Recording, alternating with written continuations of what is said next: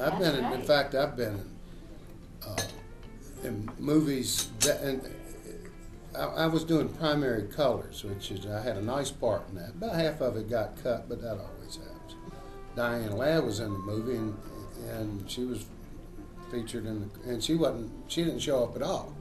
And I mean, that happened. She ended up on the cutting room floor, you know. But while I was doing primary colors, I went to New York to do a scene in a movie called Meet Joe Black. With Anthony Hopkins, who's one of my favorite actors. You know, it was great, you know, and it was a big movie, and they spent a lot of money, and Brad Pitt and all that. And the director called me. Then I went back and finished primary colors. The director called me and said, you know, he says, I love that scene. You were terrific and all that, but my rough cut, the first, you know, version of the thing that the director does, he says, is about 4 hours long, and it's all talk, and something's got to go.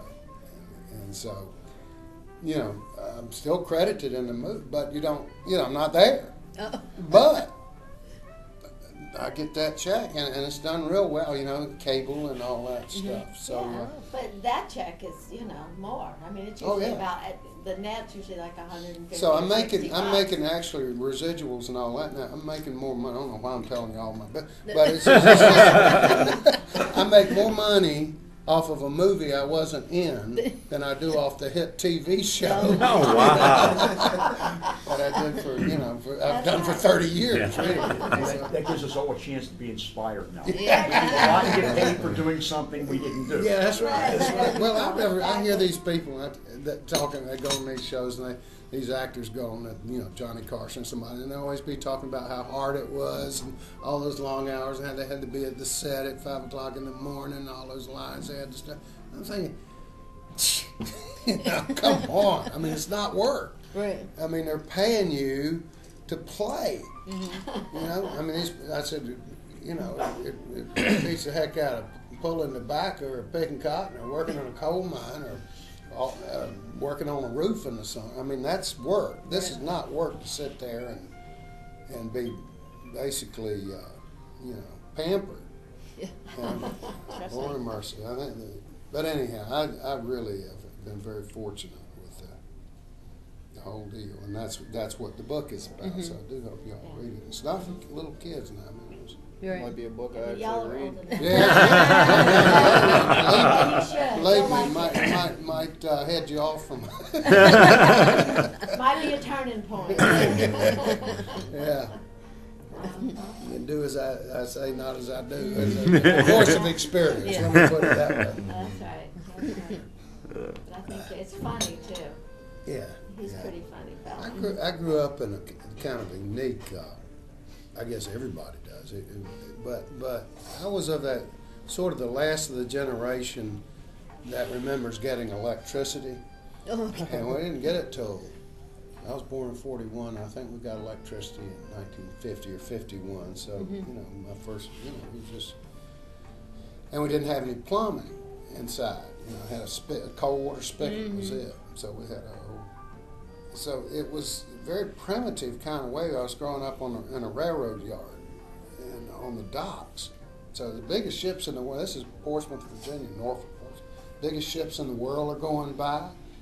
You know, there's into World War II, so there's planes, there were blimps. I have the clearest memory of these blimps flying over, and what they were doing, they were Navy dirigibles looking for German U-boats off the coast. You know, they could spot them that way. Troop trains coming in and out, and so it was a real interesting environment. You know, if it's all you know, I mean, that's what it is. That's what you know. That's right. That's when we moved. We didn't have cable for a while. We had to make Nick sick on the TV so we could. That's hard, isn't it? But this, it still runs so we could watch something. People say that, boy, it's hot down here. And in the South, they said, it's so hot. What'd y'all do before you had air conditioning? I said, well, we just didn't think, we just sweated. You didn't know what it was like to have air conditioning. It wouldn't have mattered to us because we didn't have any electricity. That's right. You don't miss what you don't ever. You were saying we grew up with 3 channels. Yeah. That's right. Imagine cable today with only 50 channels. the people would just go stir crazy. Just think about all the kids That's what who we- miss that thing where you have to walk across the room and turn the horizontal hold and the vertical hold. Somebody had to stand there with the antenna. That's right, Take it off the that's TV and sit it on the shelf. That's right, or get your coat hanger, Yeah. get it The fitted Add into to aluminum it. foil hanging off of the trailing as a tail. That's right. Well, it's a. What time is it? It is 5 to 10. Okay, we're gonna have to wrap this up in a Yeah, little teeny I bit. don't want to go. Oh, sorry, you're gonna have to go. I tell you what, I want to thank y'all for This is being awesome, here and yeah. for and thank the station Oh, and no problem. Everybody that put this together because it's fun. Yeah.